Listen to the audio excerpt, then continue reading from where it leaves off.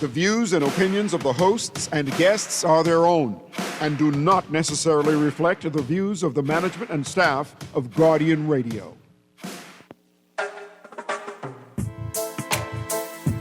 La la la la, la la la la la la la la, la la la la. I represent Bahamian people. I from Nassau, Bahamas, big up Baytown, bro. Where I from Baytown, bro. Right between West and Augusta, where them two roads meet, they call it Wilkinson Street. Manners and respect was like a sign blank check. It seems the ones that coming after quick to disrespect. You see, this life in the ghetto never easy. So many hungry days break till it grieve me. Way I doing the best I can, trying to turn my dollar to 100 grand. I represent the ghetto people. I from Nassau, Bahamas, big up Baytown, bro. Where I from Baytown, bro. Don't take no back talk, no bribe or no joke. Good night, Bahamas, and welcome to Guardian Radio 96.9 FM. I am your host, Valentino, a.k.a. Scrooge, host of the talk show Inside the Inner City that premieres every Friday, except holidays, time 6:30 to 8 p.m. It's a pleasure again to be a host on this wonderful show. And it's a pleasure again always to have an opportunity to speak to the nation and to all those who take the time out to listen to the show. And for many of those who contribute greatly to the program, always thank you. I'd like to give a special shout out to Miss Natasha Markey. She is a frequent listener of the show. I wanted to say very thank you for listening in, and I do appreciate each and every one of you who compliments me on a job well done. I also like to give out my condolences to former Prime Minister of the Commonwealth of the Bahamas, the Honorable Hubert Alexander Ingram, and his wife, Dolores Ingram. She was my teacher at D.W. Davis. I met her daughter once. One time I was driving a moped after I got transferred from D.W. Davis in 1991. I was the first graduating student, along with fellow other students who were transferred from many different schools to C.R. Walker, and we graduated in 1992. But prior to that, Miss Ingram was our teacher, English teacher for many years, and she taught us so much, so I only can imagine what the family's going through, and, just like everyone else who have lost a loved one, because that is something that, you can't prepare for.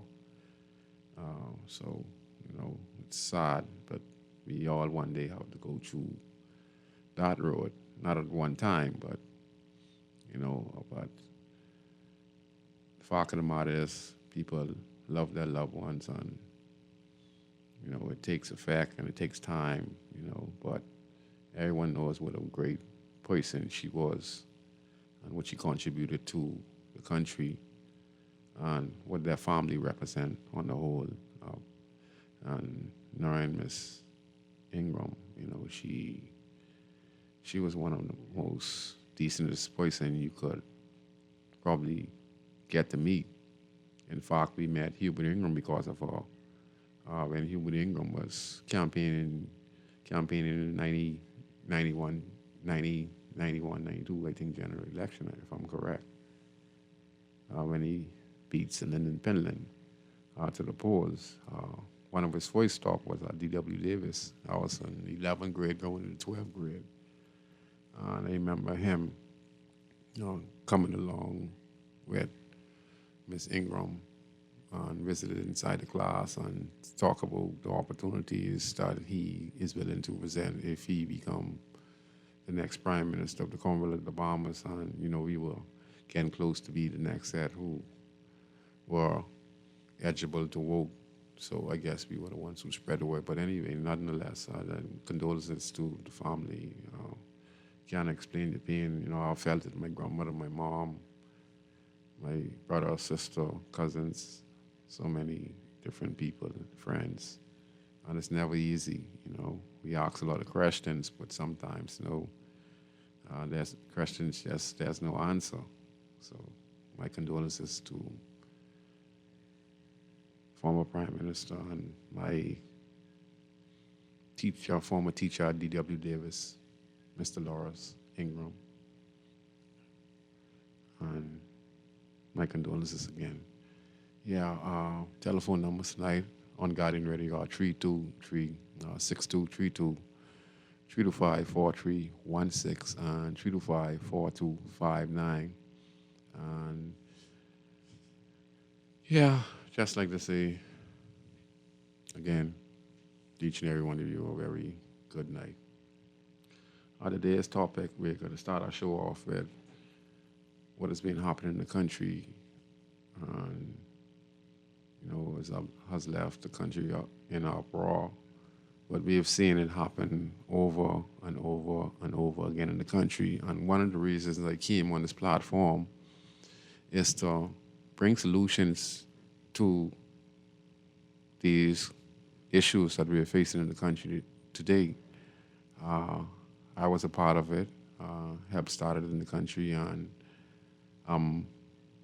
using the districts, what I've learned to combat that by coming up with creative programs on how we can change the mindset of the next generation of Bahamians living in the country in order for us to have a safe Bahamas. You know, I've been out here.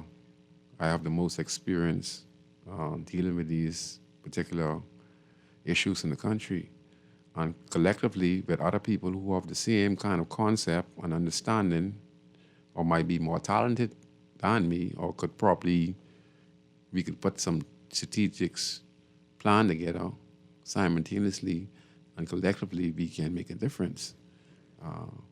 But as we can see, it's getting close to the general election, and I'm not knocking no political party, for trying to repeat as the government of the country, and one trying to be the government of the country. There are bigger issues at stake. If we look at the news and we're seeing the kind of violent crimes that are happening on our streets over and over, just different, sometimes same guys, but different, same guys, different, same method, but different guys. The reason why is because the country gets bigger. Every young guy out there, the majority of young guys out there, they have the same type of thinking. And if they're not in jail, if they don't get killed, it passes on to the next young group of guys, and they do the same thing over and over. And they do these things in communities that are not developed. And even in communities that are developed, it still would be rampant because it's the culture of our nation. We have to change that culture. So I just want to play this clip because the country is outraged. We play this voice clip, and then I'm going to give a response to it. And then if you guys want to chip in later on in the show, it's no problem.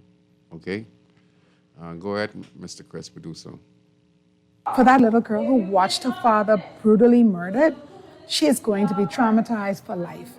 And she is going to need so much support and counseling. And no child her age or any age should have to experience such a heinous act.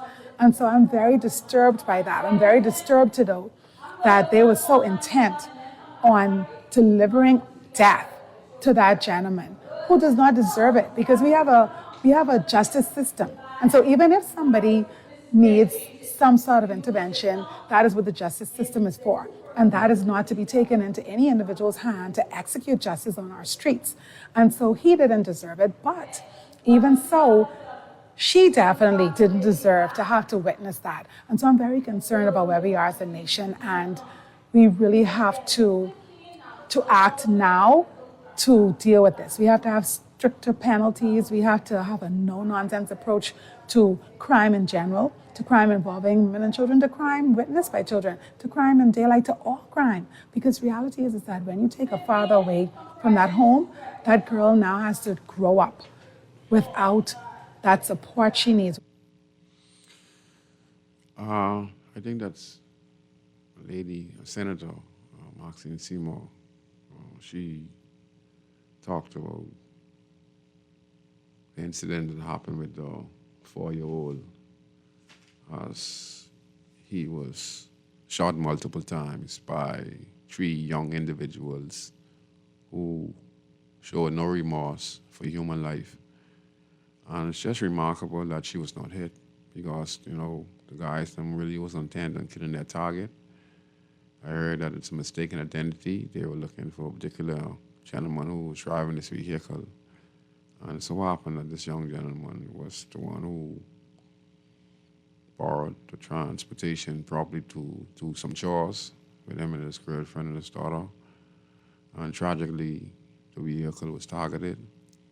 And these 3 young gentlemen just opened fire.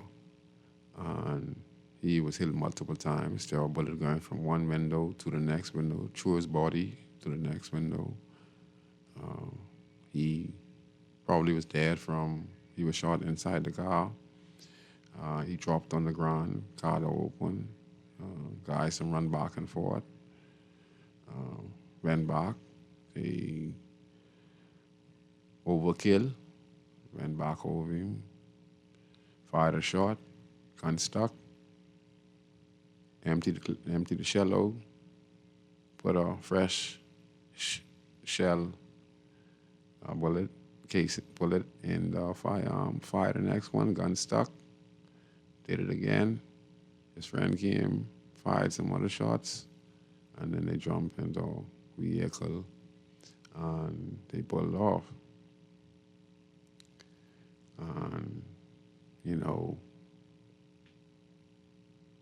that's the norm of the day for our country, and that's one of the reasons I came on the show and have this platform to talk to the nation from a person who has experienced these type of incidents over and over and still in contact with these type of incidents. And we have to address it like a national issue, We have millions and millions, billions of dollars in investment. The Prime Minister, I think, in the budget debate is seeking to borrow $300 million for infrastructure projects. But he talks about on Eyewitness News and the news at large, he talked about how his government has outdone the previous Free National Movement government on many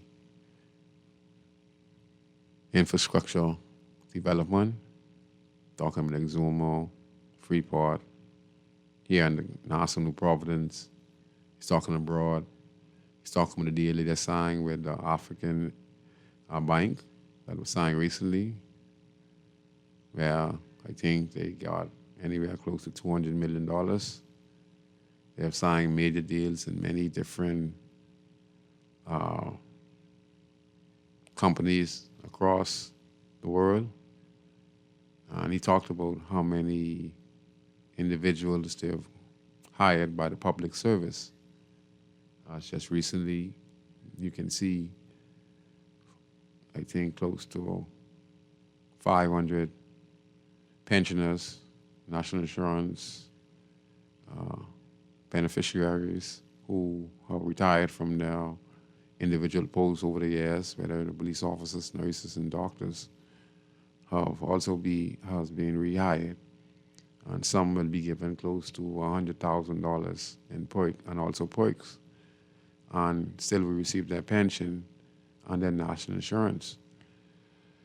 Now, for me, in the country, when we have these tragic events, we are still missing the picture.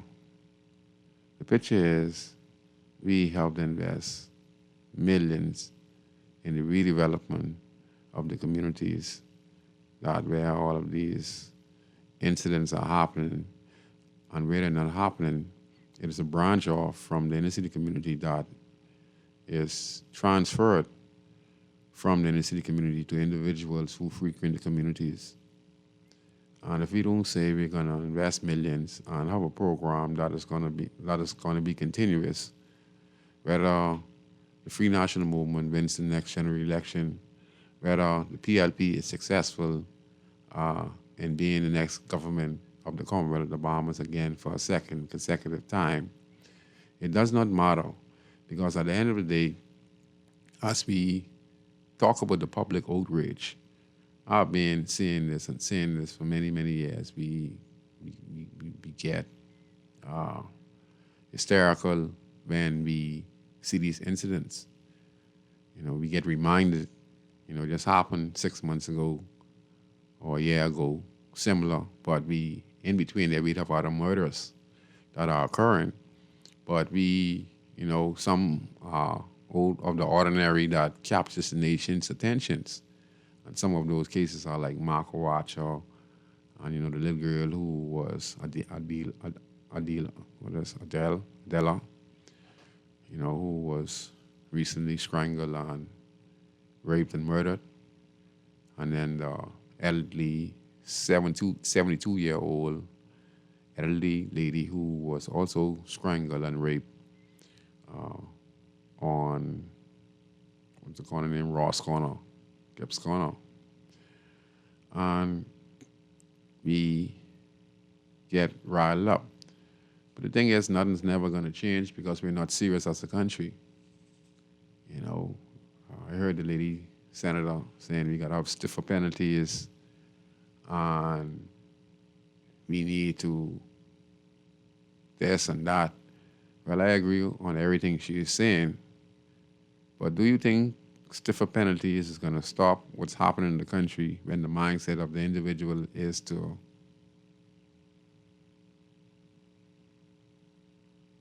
kill? Or don't know the consequences of their action until they are in police custody. So for me, what she is saying, like I said, I agree, but that's just one side of it. What about the prevention measures? Let me give you a prime example. Chris, could we play the second clip list, if you could? President of the Bahamas Crisis Center, Dr. Sandra Dean Patterson, is renewing calls for the Royal Bahamas Police Force to include in its annual crime statistics report the number of child sexual assault cases. Her comments come weeks after police reported that the number of reported unlawful sexual intercourse cases increased by 5% in 2024 from 134 to 141. 66% of the victims were under age 14. The numbers don't stop. The numbers keep going up. And what I want to do this year is to add the numbers of reports of sexual assault, especially child sexual assault. It really is something that we have to be serious about. We've been talking about it for years. And at last, I think the courts, the media, I think people are coming together and helping us get the message out. Because the problem is victims don't talk. They don't tell you. They're either ashamed or they feel blamed. And sometimes inadvertently, people don't realize that the things that they say can be so damaging to the victim. She added it is important to document this and other instances of abuse. When we did the legislation for domestic violence, for example, in 2007, one of the stipulations were that the police would report every victim of domestic violence. And if that had happened, people would know that the violence in the country is coming from the violence in the home, the children who live with violence, and so it's important to document both of these things, domestic violence, child sexual abuse, and stop the differentiation between if you're under 10 or you're under 14, it's child rape, it's sexual assault of children. And we need to know, we need to understand, and we need to feel that the country is addressing it. Earlier this month, a man who sexually abused his 3-year-old twin daughters, one of whom is autistic, was sentenced to 5 years in prison, sparking public outrage. On Tuesday, a jury unanimously convicted 30-year-old Basil McDonald of sexually abusing a young boy he babysat. I'm glad that The doors are opening up. We're getting rid of the silence. We're talking about it. We're letting people know what happens. And we're letting victims, more importantly, we're letting victims know you don't have to be quiet. You can talk about it. You are not to blame. The person who hurt you, the person who raped you, the person who beat you, they are the ones to be blamed. And so don't allow anybody to cause you to take it on and take your persona as a victim. You know, you are a survivor, and you live in a country that cares, and you live in a country that's finally doing something to address it. The overall number of reported sexual offenses, including rape, unlawful sexual intercourse, and attempted rape, increased by 3%. 98% of rape victims were female, and 74% of victims knew their assailant. Reporting for the Guardian News Network, I'm Vonique Tude. Yeah, so what we fail to do not understand, Ms. Patterson just identified the problem, domestic abuse and child abuse. She talked about increasing domestic abuse and child abuse, right? They are two. Both of them are high, right? And then you have a lot of sexual child abuse as well going on in our country. And these teens are the beginning of the transitioning point of the individuals who see now who are out there, the majority of them who are pulling this trigger in the country. So you could talk about all the penalties you want. It's not going to change the fact that it comes with the home, it comes with the community. Communities that are not fit to grow up kids or for families to reside in because they have no infrastructure. A community that has no infrastructure means there's no educational centers, there's no empowerment centers, okay?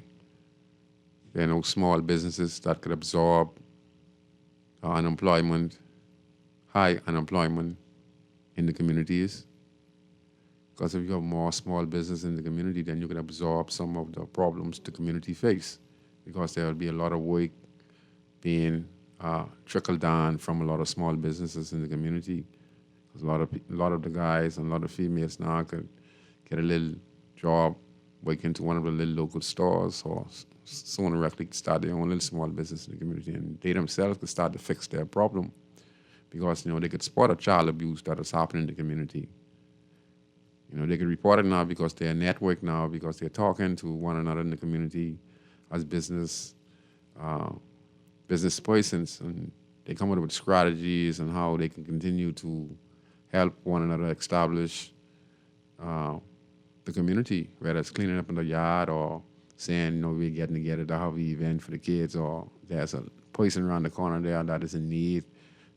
We have 5 business owners, we could get together and we could be able to have them repair and put a bathroom inside of their house, or if there's something that's happening in the community where we see a stranded kid, is being treated or abused by a family member.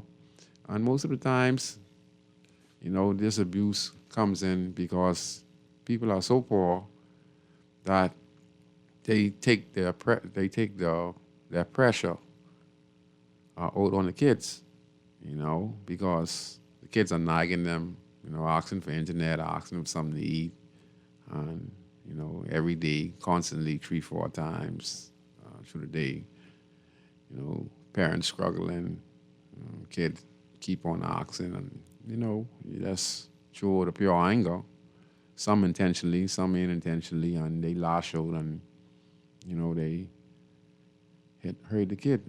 And some are sick in their brains because they themselves have been in poverty so long, they have lost their way. That's how serious our country is, That's why I have this platform to let the general public know out there what is happening in our country.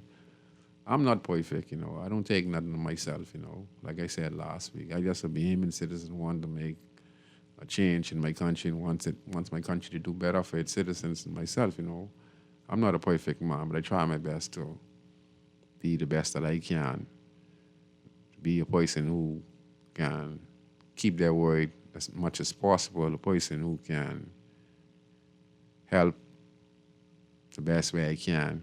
If I can, see how I can find some type of assistant, I'm just a helpful person, I'm a very kind person, and it's hard to believe I came from a background where I was one of the roughest, toughest guys in Nassau, New Providence, but I was also one of the kindest, I have a soft heart, and I see the decay in our country.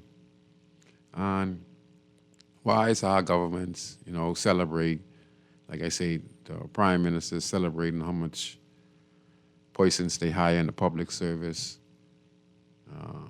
They might have done more than the previous government, Free National Movement. But at the end of the day, is that really what this is all about? What about the whole entirety of the nation? Where anytime, any place, if guys have a beef or if someone have a problem with you and they have some connection to some young guys out there, like those three guys, you see come with the car, because every guys have them in every community. Not just some guys in one community. Right now, they're on top of their game. Eventually, not put no more on them. Eventually, we might not know what happened to them in the next 6 months to a year from now, but eventually, what goes around comes around. Some will survive, some will not survive.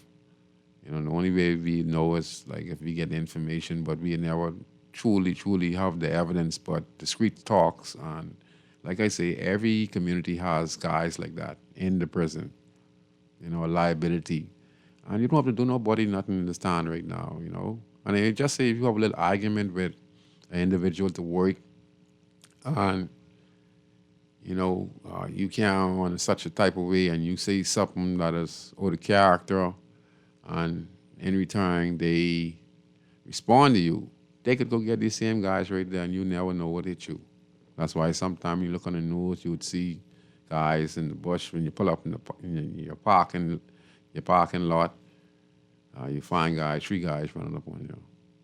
And that's how our country gets right now, and that's what we let it come to. So we're gonna have to build stronger community. The Prime Minister is talking about the great works his government is doing, which I truly applaud him. But like I said, if we're not going to invest millions in a program that deals with crime, child abuse, developing the community, and putting the resources that the community needs to fight back and empower people and create small businesses and business owners so we could come up with our own strategic plan on how we could deal with some of the issues in our country, we'll never see change in the country. All we'd be doing is going on Facebook or on the news and families talking about their loved ones and what happened to them, and we see these incidents happen over and over. We have to find a way on how we can reduce the mentality of these young gentlemen who you see using these firearms. And the only way that we're going to do that if we try to empower the community to bring family structure back in the country. Go ahead, caller. You're on Inside in the City on Guardian Radio. Hey, Scrooge, how you doing? I'm fine. Good night to you. Yeah. Listen here. What you're speaking about, right, is confined to a particular demographic. Okay? Yes, sir. I think we got a much bigger problem. This rehiring of these civil servants, I believe that's a far greater problem. Because we have persons who don't want to make space for the young people we claim to love.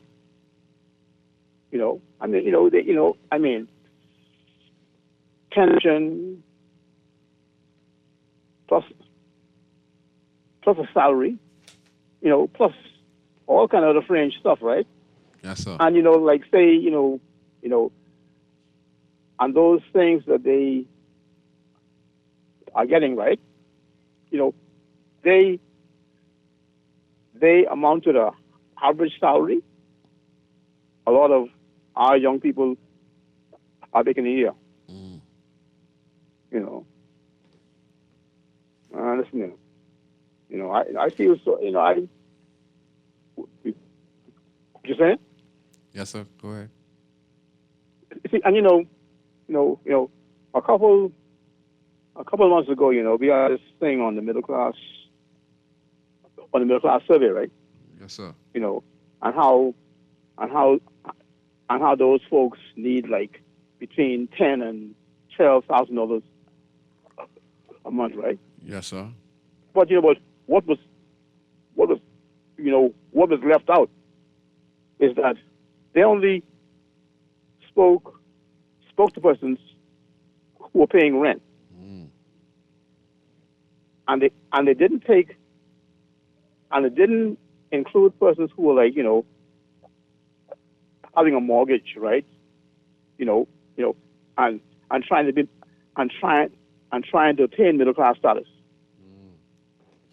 And our problem, if there's one underlying problem we have in this country, too much of our middle class in this country work for government. Yes, sir. So, their lifestyle, in a sense, is tied to the public treasury. And the persons who are paying the bills probably aren't benefiting as much as the persons on the upper levels. Yes, sir. Who don't want to get out of the way. And I believe that is a bigger problem.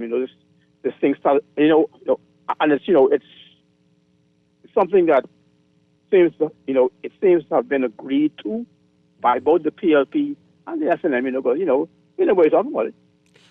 Yes, sir. We in this we at the lower levels. Yes, sir. All we could do is watch. Anyway, you are a younger man than me, so you will be here like long after I gone. So. Well, I wouldn't say. I understand what you're saying. Yes, sir. How old are you now, sir? 72. 72. Yeah, that's true. Wow. You young, Scroogey. Yes, sir. God bless you, though. Hey, buddy. Keep on stirring that pot, man. Thank you, sir. Okay, keep on stirring that pot, boy. Thank you very much. I appreciate your on the ground view of things in this country. Yes, sir. Yes, sir. Thank you.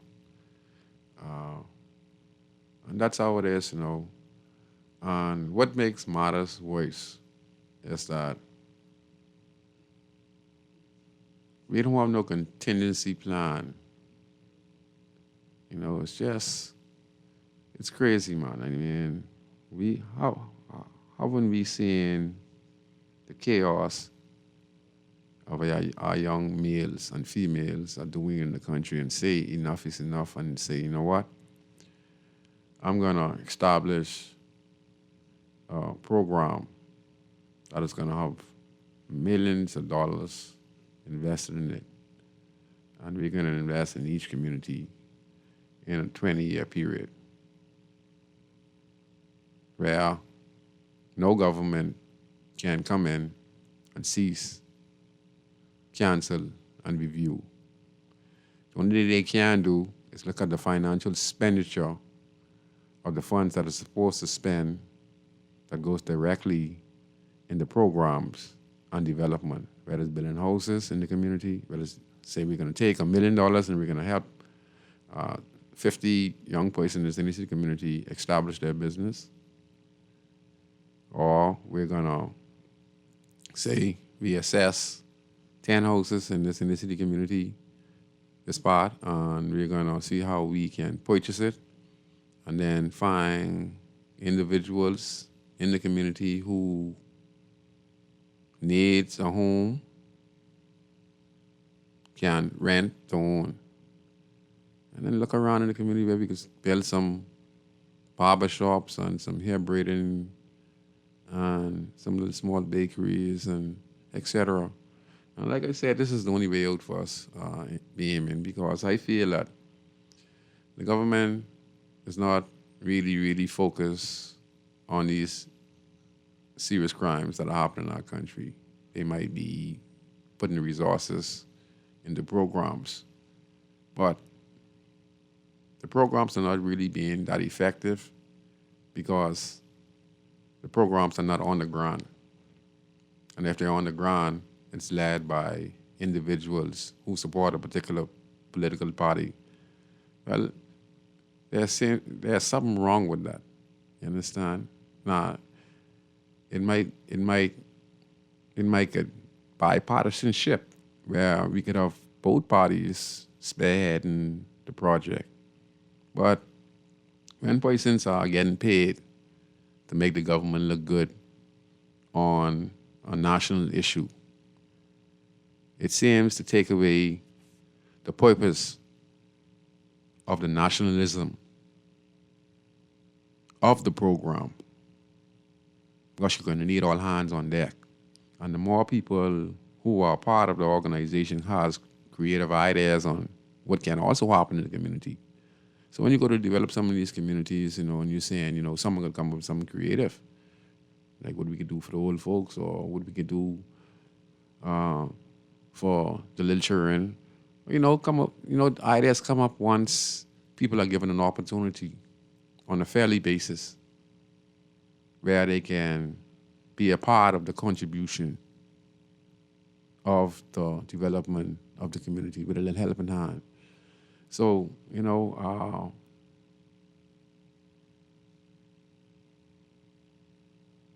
prison, let's speak on the prison real quick. The prison is hell, being people. And you're saying stiffer penalty.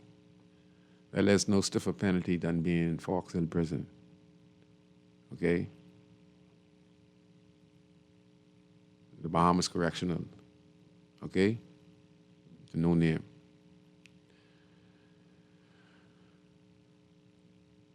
With not the proper rehabilitation, but not the proper family structure homes. Child abuse that Ms. Patterson talked about earlier on the show. The clip I talked about when she talked about child abuse, sexual assault. Okay? All these are the beginning. And then the community, and then the prison. So if we're not dealing with the child abuse that starts in the home, and we just start to deal with punishment with the prison, we get to nowhere. We're just backwards.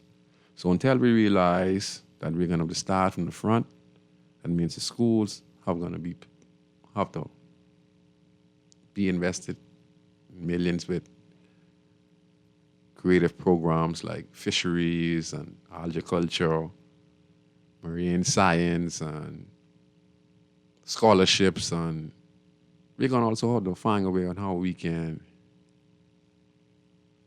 I know the government has a food program to the various different schools, which is a plus.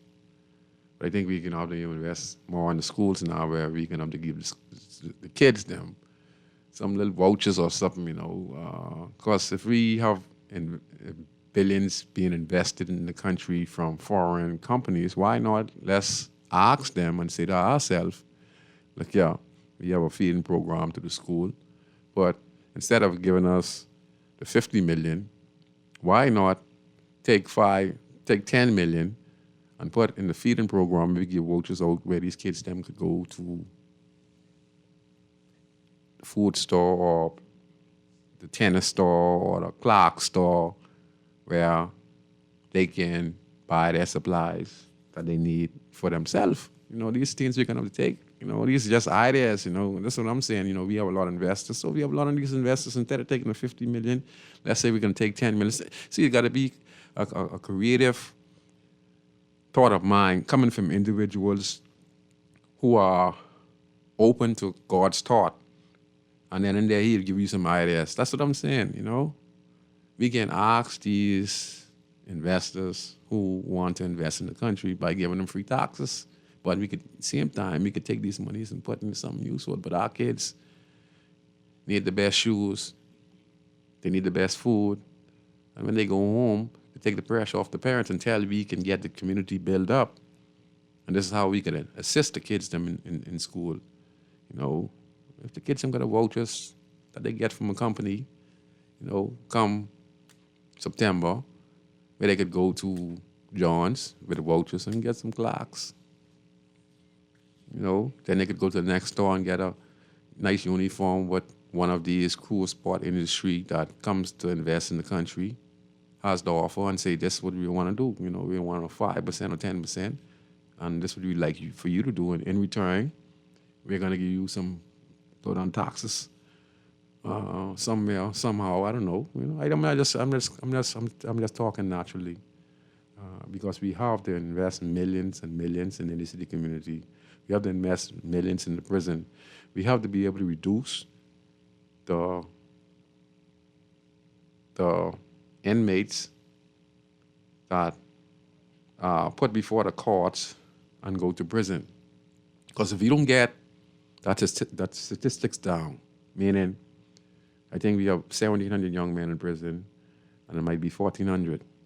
But if we don't find a way in how we could bring that statistic down to probably, to say in the next 20 years, where we could have less persons going to prison. I know we got always have persons go to prison, but we have to change the mindset of the individual so they think 10 times because they have better opportunities and becoming a architect or plumber that could be paid because they could see that in these careers there's a lot of money to be made and a lot of legit money.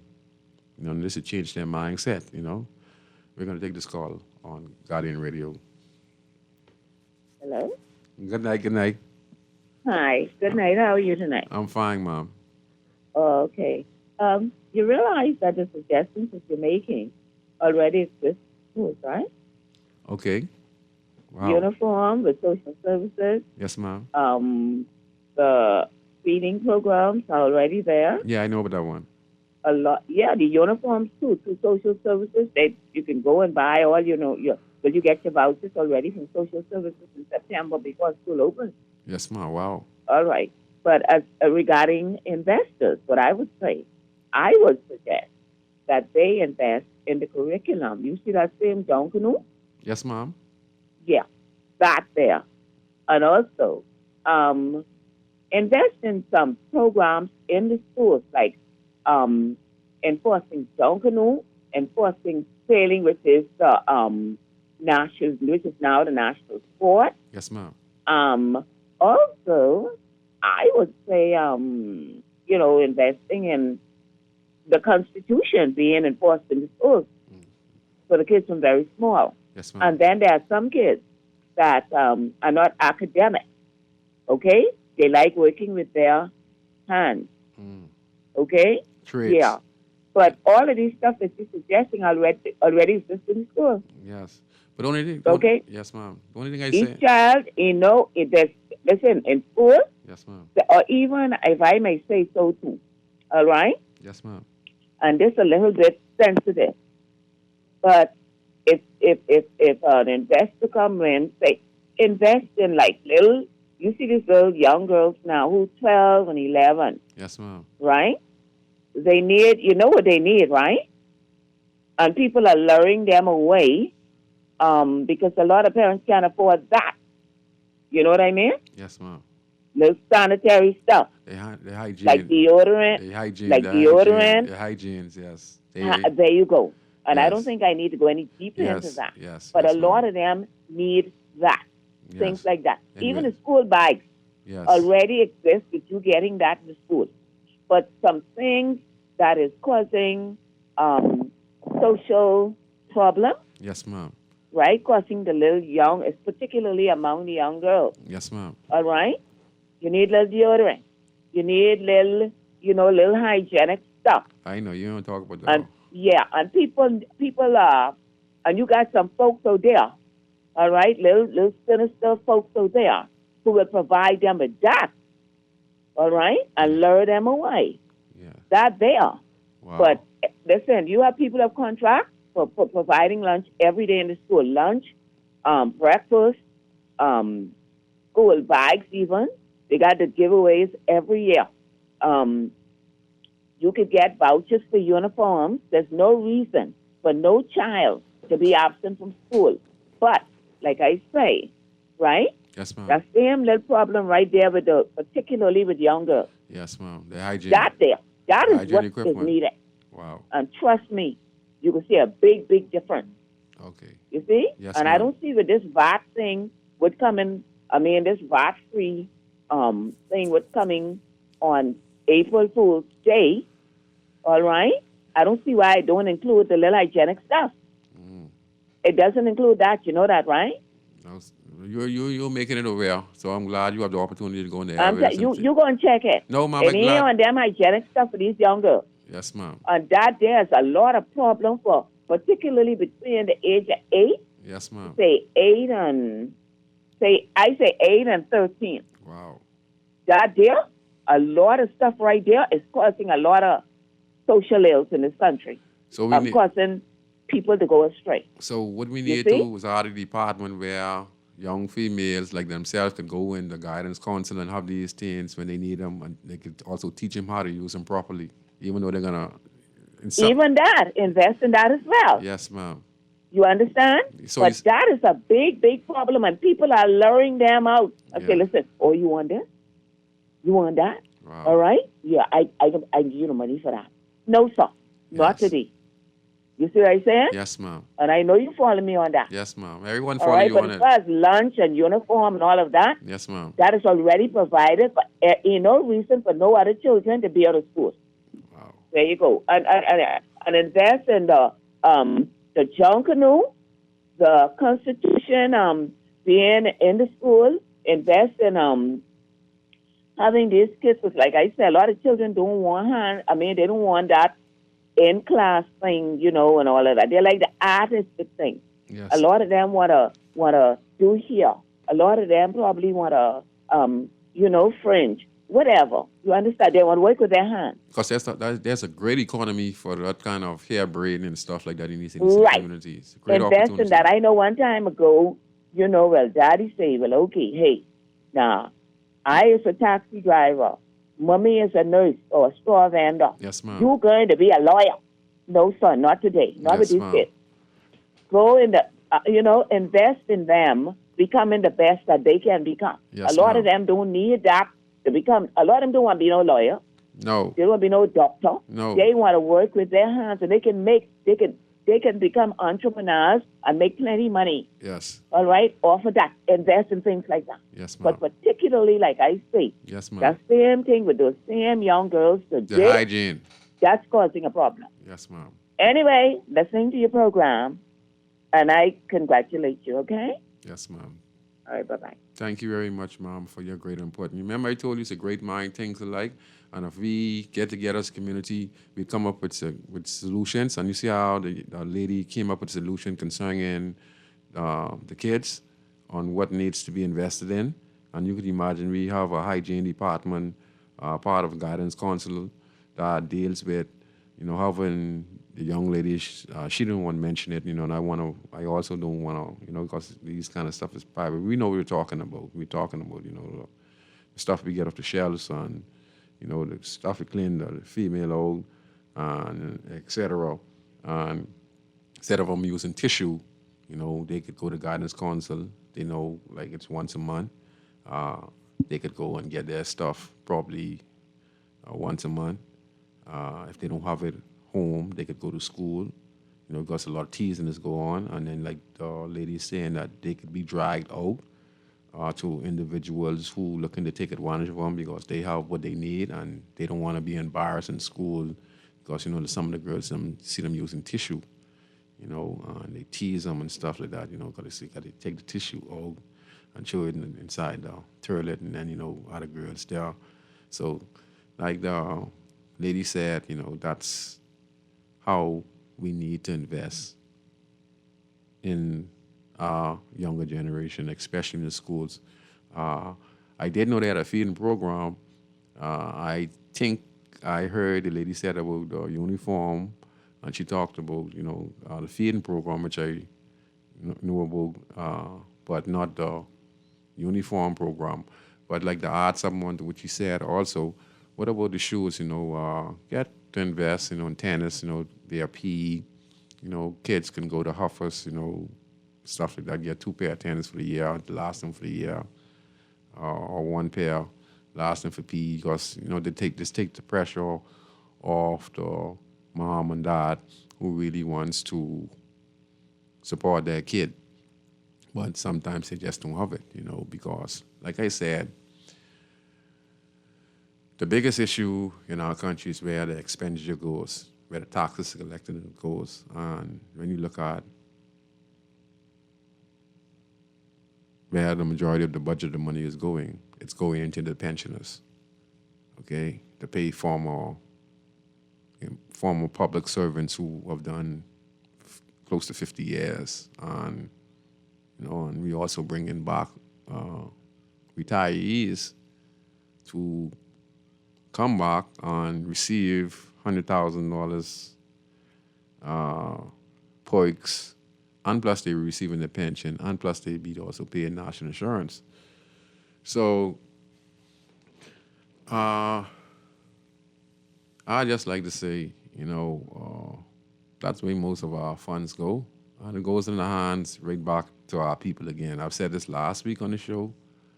We could talk about the Haitian, we could talk about the Jamaicans, we could talk about all this stuff like that and what they're doing to our country. But look what we're doing to one another, because it's Bahamians who making the majority of money when it comes to government expenditure, government contracts. We had a senior police officer who still is on the force. I know him personally. Like I say, he's a friend of mine. We did some programs together. Now he is the Deputy Commissioner of Police. He's canceled his contract from the Honorable Prime Minister based on the fact, he didn't mention a conflict of interest, but he's a sitting senior officer. He got appointed. He got a promotion appointed to a different position on the Royal Bahamas Police Force. Now he's the Deputy Commissioner of Police, and I don't know if it's a three-year period where he had a contract totaling close to $1 million a year. I'm not trying to take no bread out of this mouth, okay? But the point I'm trying to make is that he's getting a government salary for being a senior cop. He's getting a government contract to be a security, which I understand the Honorable V.N. Monroe was speaking on the matter concerning this issue when he stated that, if you're going to do security, you're going to need armed forces, police officers to do security work, which I totally do agree. But I also agree that if you're going to do security work, maybe you would be retired police officer. They have certain aspects where they allow officers to be on duty and be security officers. So I don't know how it works. I think the ministry, according to V.N. Monroe, he stated that, the Minister of National Security signs off on these things. So I guess that's some policy they have there. But at the same time, we need to take a look at the overall effects of double dipping, triple dipping, even triple dipping. One individual, in this being on the force and being a contractor, I was making close to over $1 million plus a year. How many other persons do we have in these positions who are Bahamians, not no Haitian, not no Jamaican, maybe, but they're in politics.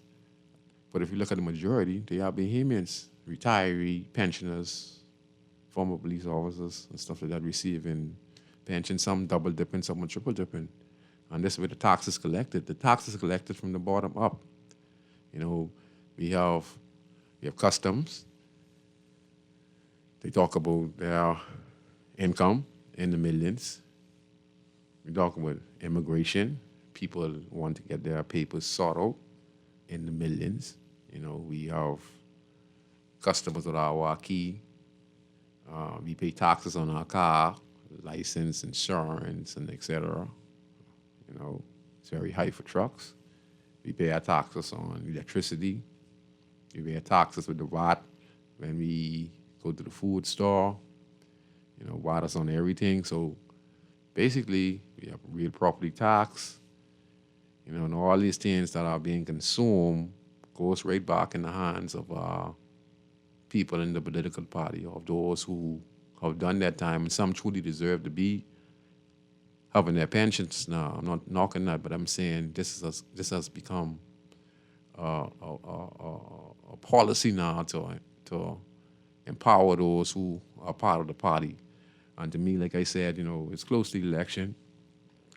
And I think that, all this is to win votes. Like I said, this is a practice that both governments have been doing for the last 40 years in the country. Not knocking this particular party. Every party has done it, and they continue to do it. But this kind of exercise is an exercise that is just trying to regain votes. Many of these individuals can be delegates who are being left out and disgruntled. And the party rewards their delegates, the party rewards their members. Like I said, this is a practice. When you look at the gathering of political parties, you would see enormous people to these events. And to these events, they are normal Bahamians. They are somewhat delegates who are handpicked and are dedicated to the party, both Free National Movement, both F&M. Some of these delegates be close to over 500 people or more. Started council. So the government gives out contract to these individuals. We look at the permanent secretaries and stuff like that. These are positions given to individuals, and when they retire. So all of this is on the backbones of Bahamian people. So we're not really focused on the Bahamian people, okay? We're not really focused on the Bahamian people because all of our expenditure, all of our taxes collected goes back to pay our pensioners. And any prime minister comes in, if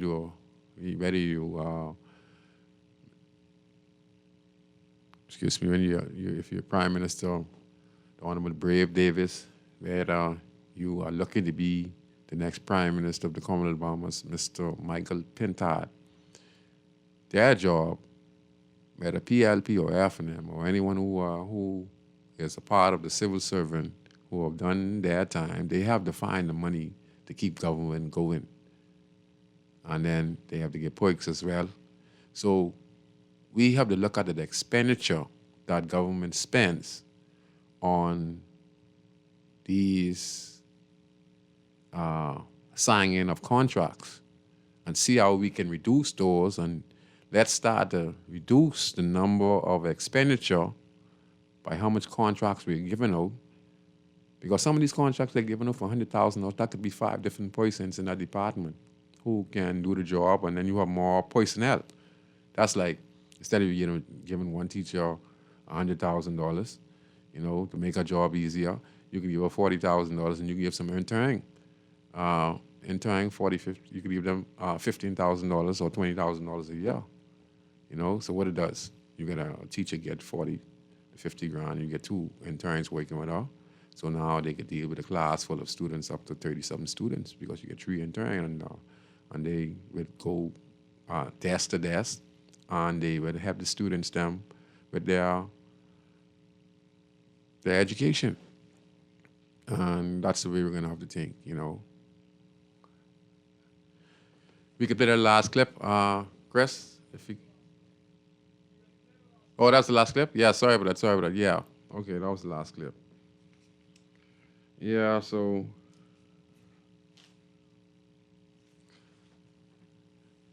that's what I was mentioning. Yeah, so it's major investment. We need a program that is going to be how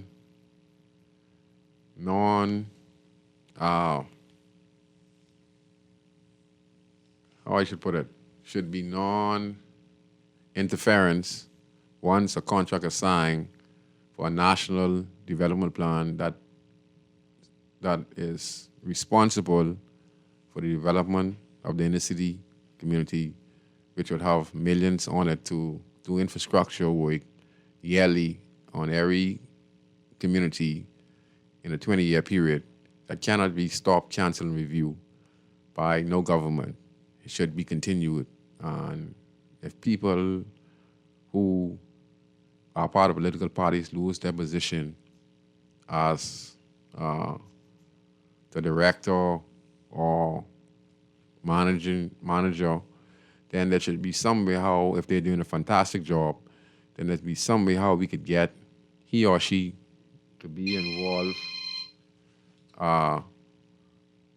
in the development of the program. We're going to take this call.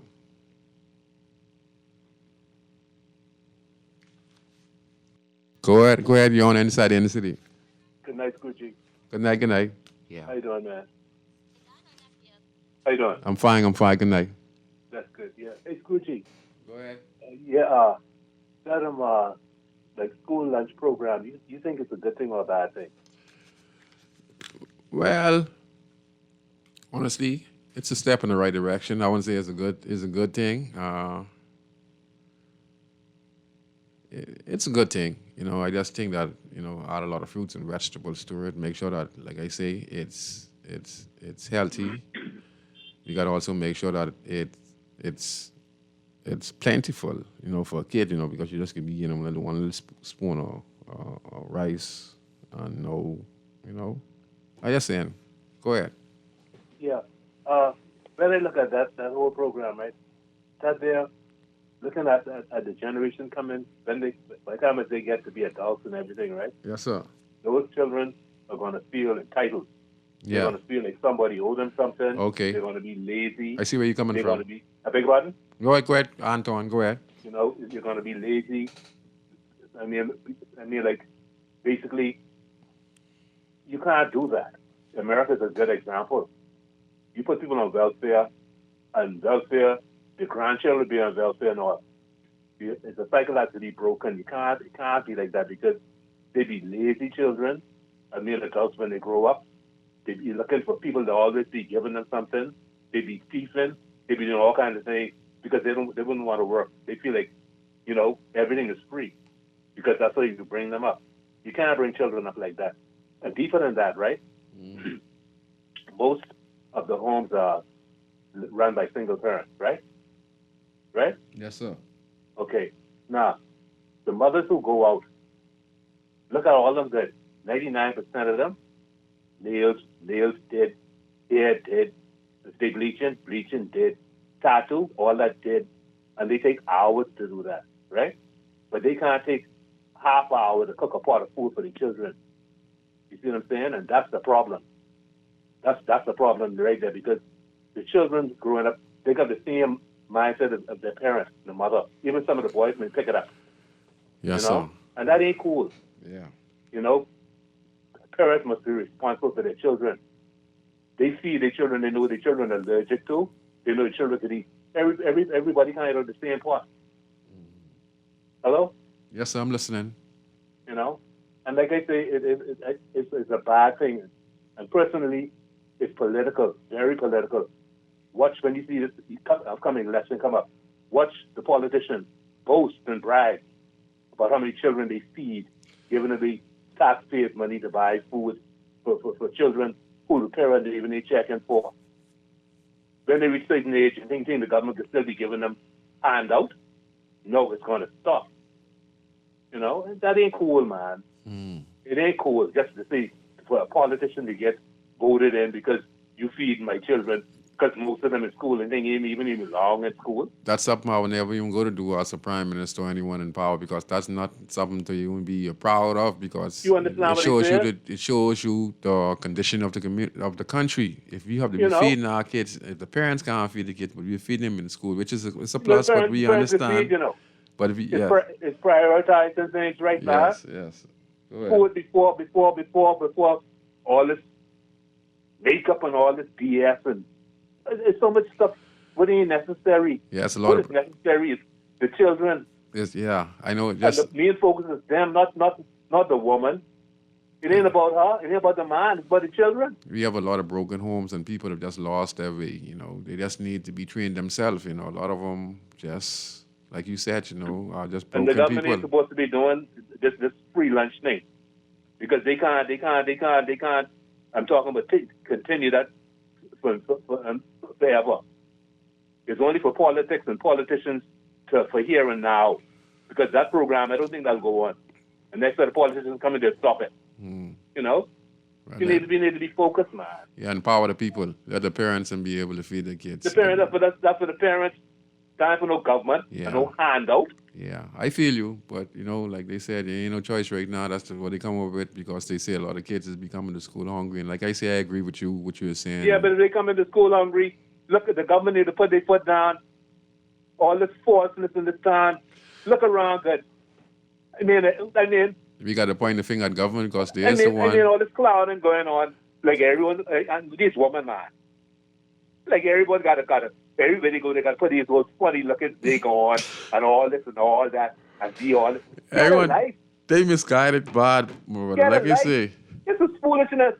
Like little children and things that play dollars in this real world life, I feel artificial before reality. I feel where you come. These women push these children out and things between the man and the woman. They don't make it conducive for the man, the baby daddy, to be around on nothing. Wow. And it's like you can't have your cake and eat it too. Yeah, I with you. I with you. What, boy? And the government need to stop taking taxpayers' dollars and throwing it behind these things and think at the end of the day, it'll cause us to be a nation of beggars. Yeah.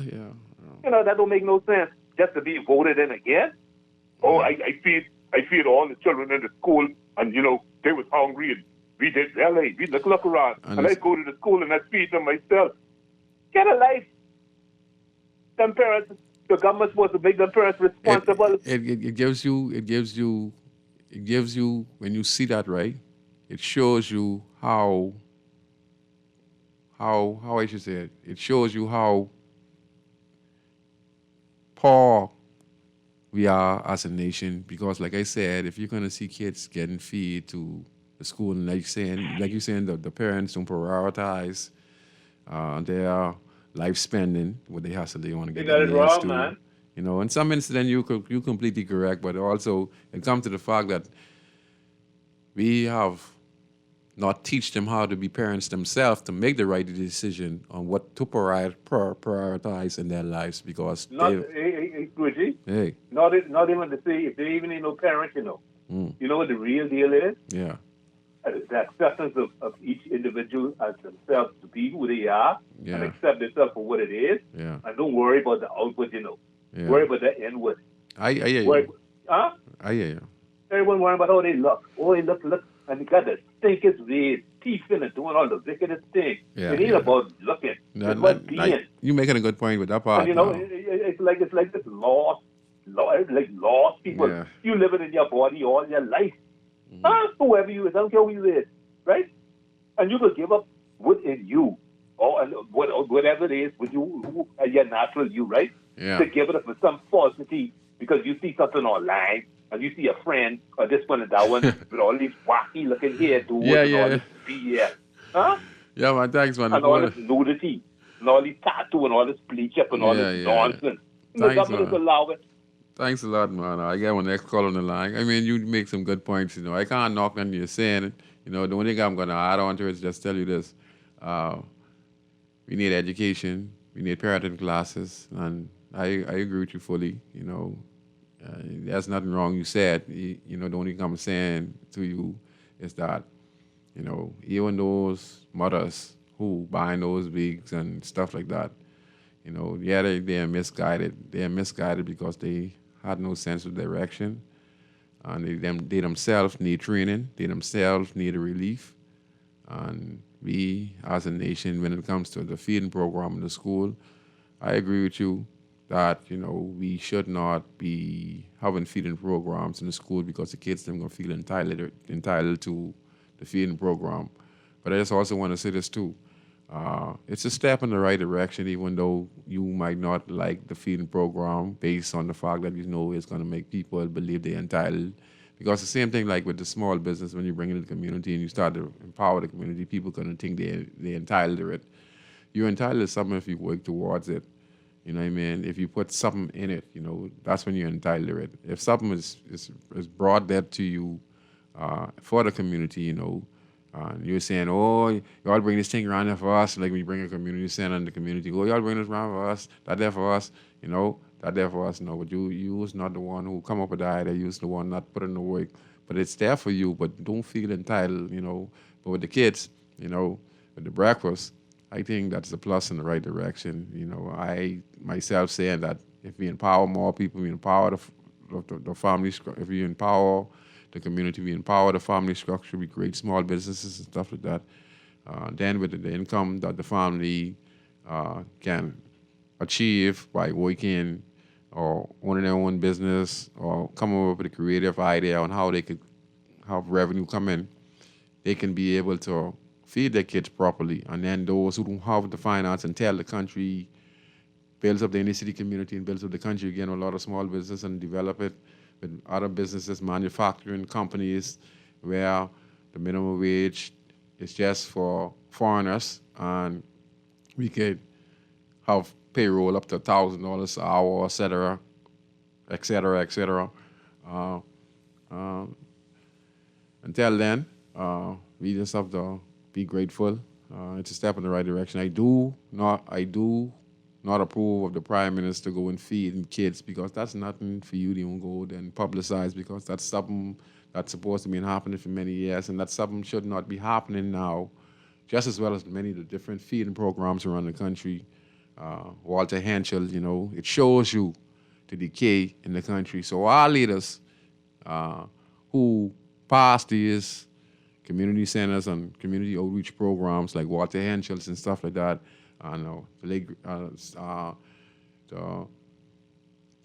C.B. Moss, Reverend C.B. Moss, you know, who now is retired because of health issues in the country over there. And so many work at the community for over 40, 50 years. Now you can't do it no more.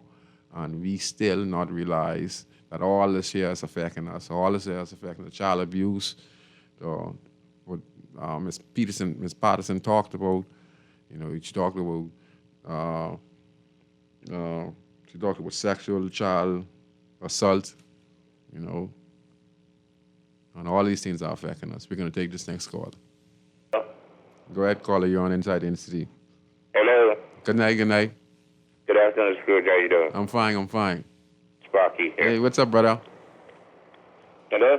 Yes, sir. Go ahead, Spark. Hey, can you hear me? Yes, I can hear you loud and clear. Yeah, you know, I was listening to your comments and the comments of others when we talk about this. Two things I'd like to mention first. First of all, I grew up being told that we were a Christian nation. For 73 years of my life, I've been told that we are a Christian nation. But as I grew up, I learned that we're more of a confused nation than a Christian nation. We talk about this double-dipping thing. And I heard this double-dipping thing coming from the mouths of what we call our leaders, in other words, politicians. They're the first ones that came up with the double-dipping thing. But the double-dipping thing comes from politicians. Yes. They are the ones that do the double-dipping. Now, let me do some respect here. Let's go down the line as to who we call the leaders of the nation. First of all, we say the king is the leader. King Charles is the leader. Yes, sir. The representative of the king is the governor general. In the case of the Bahamas, that right now is Dame Mother Pratt. Yes, sir. I respect Mother Pratt so much in my life because, see, I came from West Street as a youngster, and Mother Pratt came from West Street on the top of the hill. I came from down Audley Street right to the bottom of the hill on the south side. My family came from the top of the hill up on the hill by the Arlene Nash and the Boswicks and them up there. They call them the Hilltoppers. Now, as we move down, Mother Pratt is the Governor General of this country. She still lives in the Grove. She did not say that because she's the Governor General, she needed X amount of money to maintain her lifestyle. She still loves living in the Grove. All due respect to Mother Pratt. Now let's come down with the Governor Generals. All due respect now. The double dipping. The last Governor General gets a pension, right? Yes, sir. Hello? Yes, sir. Does the last Governor General also get a pension from her deceased husband? Yes, sir. As far as I know, the deceased husband, until the wife dies, well, the wife will get a pension. Let's put it right down to the facts. Yes, sir. Lady Penland gets a pension from the leader of the country, the father of the nation, Mr. Penland, Hello Penland, right? Yes, sir. I think so. And then she gets a pension, For Governor her General. own pension from Yes. Governor General, And being the Governor General. probably might get it for the First Lady, too. That's two pensions for the same thing. Yes. She also gets transportation. Perks, She also gets police bodyguards. protection. Yes. She also gets maids and all the things that come with being a Mother General, a Governor General. Yes, sir. So isn't that double dipping? You're getting two pensions. That may be triple dipping. The average person around here, they get one pension if they work for a company or an establishment that is signed under the pension agreement. Yes, sir. Like a person from working from a telco for 30 years, they get a pension. But when they get a pension, the agreement is you get a downsized pension. Yes. You don't get no full pension. If you was making $2,000 a month, you don't get $2,000 a month when you leave the telco. You might get $800 and something a month. Yeah. And you got to live on that. Other than that, you may get your national insurance, but you donated to your national insurance while you was working. So you deserve your national insurance. That's your donation when you put into the fund. You also get your pension from the telco because they took out something while you was working the telco to put into the telco thing. You donated that into the fund. Yes, sir. So how they can be saying double dipping goes to the guy who work on the police force, then the Governor General is getting the double dipping too. I right or wrong? We talking the truth? Yeah, and there's so many other people like that in government who are No. getting... What they also say, when you ask the question, why does the Governor General get double dipping pensions? You know what they say? Because the Governor General needs to maintain a lifestyle. Mm-hmm. Now listen to that, Scrooge. Yes, sir. The Governor General needs to maintain a lifestyle. That means all the amenities, the bodyguard, the car, the chauffeur, the Yes. maids, the gardeners, and everything to keep them going for the rest of their life to maintain a lifestyle. Let me ask you something, Scrooge. Do you deserve to maintain your lifestyle? Yes, sir. Do I deserve to maintain my lifestyle? Yes, sir. So when I lose my job, am I supposed to go downhill, or am I supposed to look just like I waking? Look like just like you waking.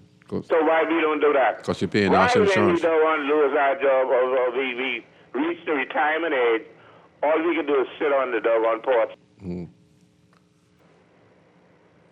We Okay. can't afford to go to the supermarket no more. Yeah. We can't afford to buy corned beef and rice no more. We can't afford to go to food stores now. The cost of living is too extremely I'm high. saying I go to food stores the other day about a year ago. A year ago, what I could I say I'm a single person. A year ago, $126 used to be my budget Yes, for the sir. month. That included my breakfast, dinners, that's my food, Yes, my sir. cleaning supplies, and me feeding my dogs. $126 a month. It's If I go there with that now, yes, sir. Scrooge, coming out, what did it give you now, $1? Yeah, Sparky. They give you $1 now. I think so. I'm completely out of time, Spark. And you did a wonderful contribution. So I'll say your last word, please. Go ahead. Is still there? Okay, it's a different caller. Sparky did a wonderful job just now. I didn't cut you short. I just make sure, because we completely out of time, you just want to get this last little call in real quick. Go ahead, call. You only have 2 minutes if you could get it in real quick, please. Are you still there? Callers left. I want to, again, you guys have provided a lot of solutions to the country's problem. We have identified it. I hope that the powers to be take these into consideration. We are spending a lot of expenditure given back to former retirees. I mean, it's all good, you just have to try find a way and do things better. We can take this real call. We can take this call on Guardian Radio. Go ahead, caller. Hey, Scrooge. You got to make it real quick, Got sir. like 30 seconds. Yeah, I know. I said that I listen to the shows and listen to the various shows, and I hear some of these brothers will be calling about this by PLBIs, FNM, and then they call, complaining. What the hell they complaining about, Scrooge? Please tell me in 30 seconds. What the hell you calling complaining about? Yes, sir. Huh? Yes, Okay, sir. thanks for taking my call, Scrooge. No problem. Thank you very much. For me, like I said, I get a few minutes, 2-3 minutes left. For me, I just say this. I've dedicated my life to address the issues in the country, using airwaves to spread the invisible stuff that goes on in our country when it comes to crime, when it comes to poverty, when it comes to prison, when it comes to how we can make a better community and a better country, when it comes to corruption and stuff like that. And showing you how it affecting us as a country. Politics is affecting us so serious that we're so blind to it, Many of us can see it, but we're not blind. Even though MPs, when they speak and talk about what they have accomplished as leaders of the country, they still fail to realize that it's bigger than you guys. There are thousands and thousands of people who are dependent on you guys. But the rhetoric is that, you're a part of a party, which I can't blame you. But I say, think out the box and see how we can find ways and how we can assist the less fortunate. Last week I said on the show that a lot of people would have told me that, it'd be good for me to consider going into politics, For me, the kind of person I am, I know that I will never change my desire to make the community better than what it was being a member of parliament. I don't know, it's a tricky slope. A lot of people are recommending it for me. I'm not too excited about it. But you never know in the next few years if I accomplish what I need to accomplish as far as building up the Dewar Street, H. and Taylor Street area. I've already started groundbreaking, many different partnerships. Nate is doing a fantastic job in the park now with his after school movie. He does a lot of programs in the community. And he is the person right now at the forefront is to change the dynamics of the community. And Daniel McKinney is right now on H Street Park having a movie. Back-to-back movies along with Rotary Club of East Nassau. And that is how you change the dynamics of the community and keep on to build along with small businesses. So yeah, I think I think about it, but it doesn't matter to me which political party that it goes to because I know what my intentions are. My intention is to talk to the leader of the party, whoever he or she is, tell them that, we're going to do things differently. We're going to develop programs, funding programs, and let's build up these inner city communities as much as possible, if it comes to that. But there's other ways as well to make changes. I've used the airwaves. I've used my own personal contacts to help come up with creative ideas like building community centers and coming up with small business plan to help establish at least 20 small business owners in this year.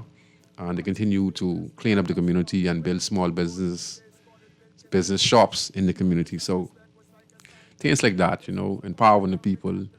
Like I said, I'm not too keen on it, but I know if I decide, and I would be obligated to the people. My job is to the people, and I would speak on budget debates in the House of Assembly on what needs to be done.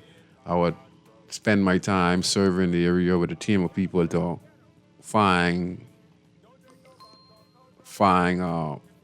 positive infrastructure to put in this community to combat high unemployment in the community.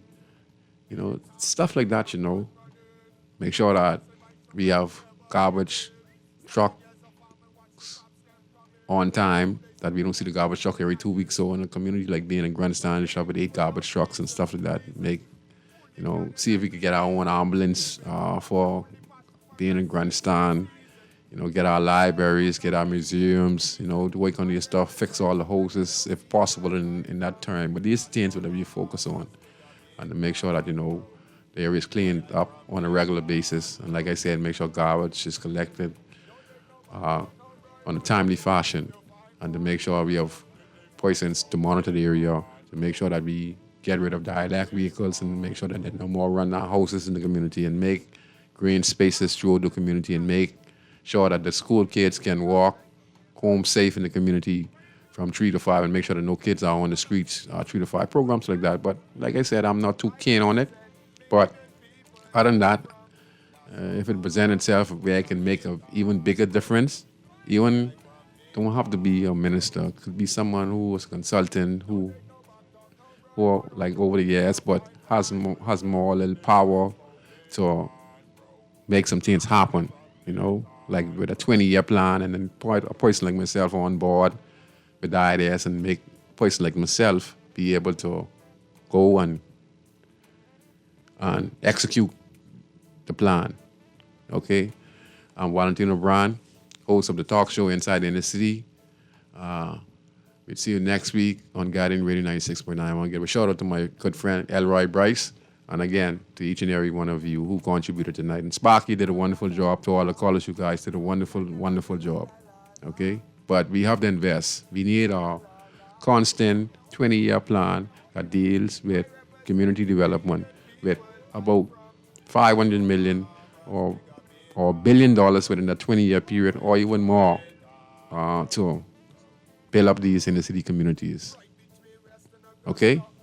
So we'll see you next week on Guardian Radio, because we're going to continue to see violent crimes like we see on the news and on Facebook, where we have 3 young men jumping on the car. But it all starts from an abuse that Ms. Patterson talked about from the crisis center. It starts from home, then it goes to the community, and then it goes to prison.